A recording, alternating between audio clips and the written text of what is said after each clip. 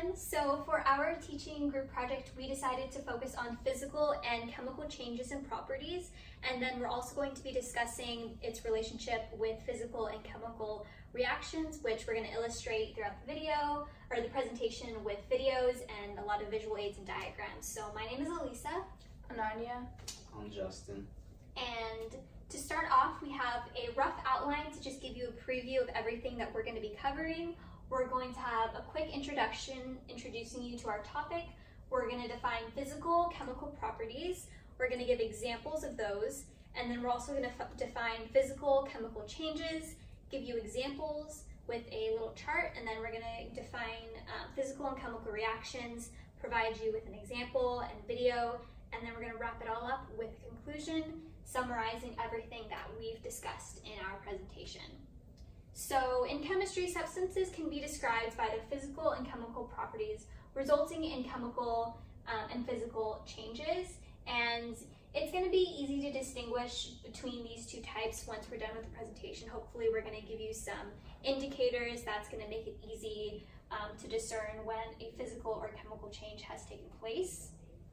To start, we're going to define what are physical properties. So physical properties are the physical characteristics of a substance. So as the name implies, it's going to describe what the actual substance looks like. So for example, you could say that this desk is really hard. That's an example. Other examples are going to include the taste, the color, and the boiling point of different substances. So you can say that the apples taste very sweet or they're very bitter. You can also say that a car is blue or red, or something has a high or low boiling point. I'm sure you've heard these terms being thrown around in lecture class probably, and these are all things that we see actually in everyday life. So just like I said, these are pretty easy to see because you don't have to undergo like a chemical change, and they're visible to the naked eye. And that's what makes it a little bit easier to see than from what a chemical property is. So supplementing that, we're going to discuss what are chemical properties. These are substances, they describe how the substances react with the other substance. So while the physical property is describing the property itself, this one is going to describe the substance and its interaction with other substances. We have flammability and reactivity. So when the wood is burning, we can say that it's very flammable, or something has like a high flammability. It means that it's prone to get burned. Or also in labs, you may have practiced this too with different chemicals. With reactivity, scientists will do this so that way that they can study this further, and these are some common examples of a chemical property. And then this is going to be a video summarizing the physical and chemical properties like I discussed. It does cut a little bit short, but you're going to get the main ideas, and then I'll fill in the parts that it does not include. Look around you. What do you see?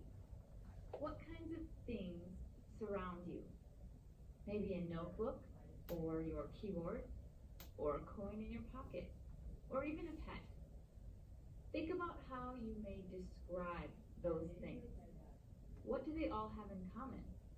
You may be able to come up with some similarities, but one key similarity is that they're all matter. Matter is everything around you.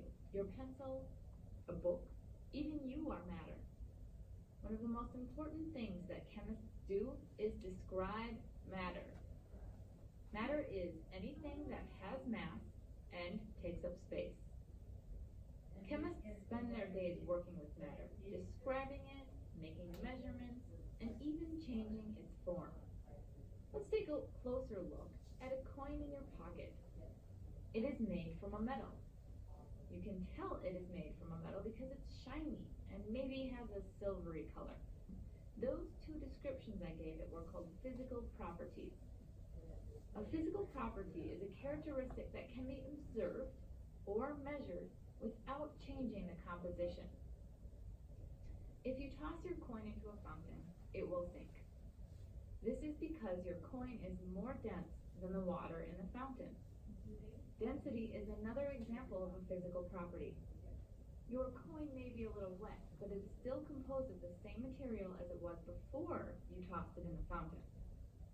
Other examples of physical properties include color, smell, boiling point, mass, volume, and temperature. Now let's talk about your car. Your car is likely made from a metal as well. How can you tell? It probably has a very similar density as the coin in your pocket. What other properties does a car have?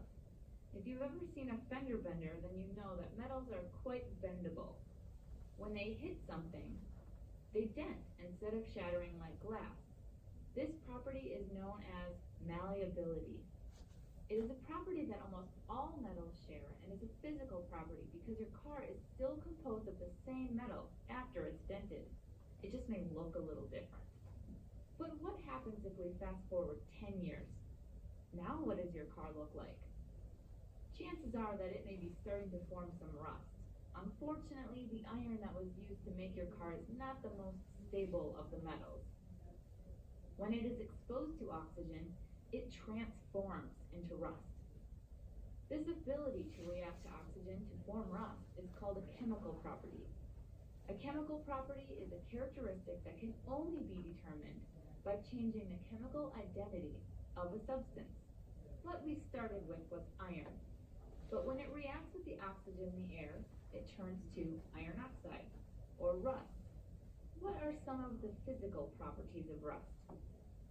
Are they anything like the properties of iron? Are they anything like the properties of oxygen? No, rust has its own set of properties. First, unlike its metallic counterpart, it's brittle. It's also a dull, reddish-brown color. So the ability to react with oxygen is a chemical property of...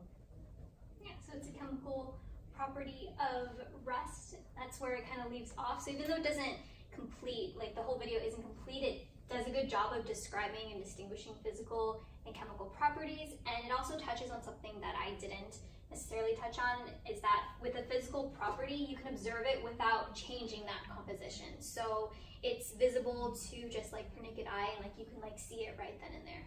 And then now Justin is going to talk about physical and chemical changes. So to begin physical changes, we'll be discussing what a physical change is, and the definition of a physical change is a change in the substance's physical properties, but no change in its chemical identity to indicate the chemical property.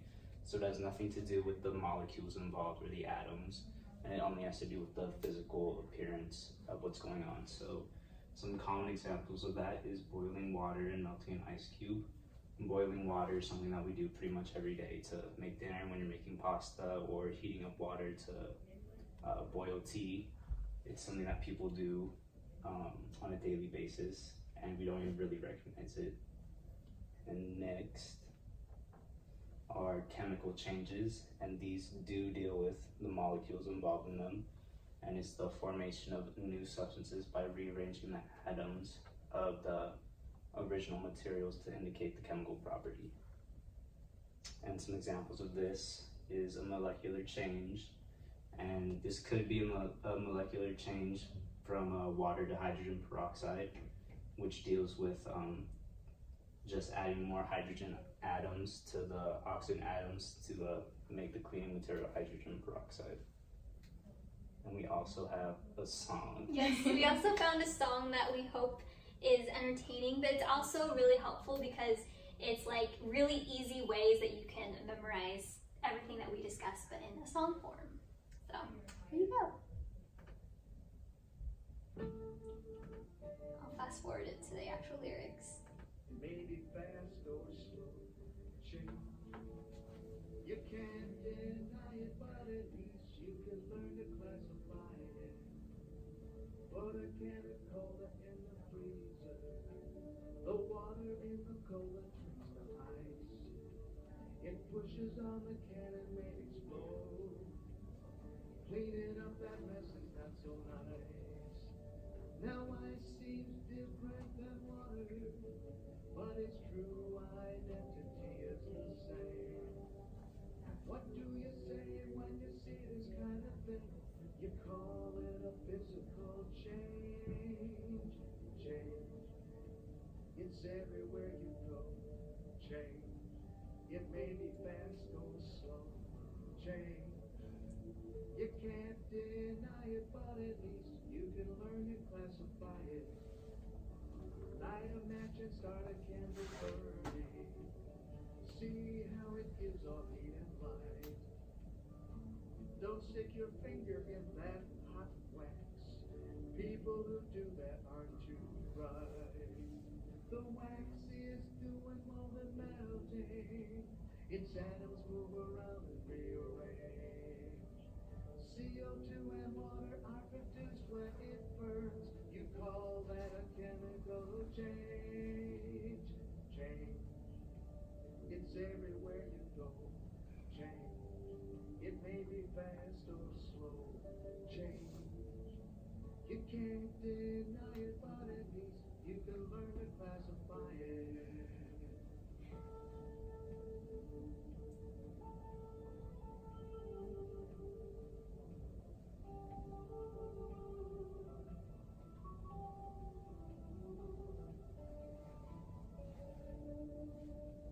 So what kind of changes iron rusting? Or when a leaf turns from green to red? What's going on when you grind a rock to dust? Or when you're growing hair on your head? What kind of changes paper burning? Or when you hammer metal into foil? What happens when you put an Alka-Seltzer tablet on your tongue? Or when you make a pot of water boil? Change, it's everywhere you go. Change, it may be fast or slow. Change, you can't deny it, but at least you can learn to classify it. Okay, so hopefully now you'll remember because you'll have that catchy tune stuck in your head like it's stuck in mine. Okay, and now Nanya is going to talk about our last section. Alright, so now we're going to talk about physical reactions.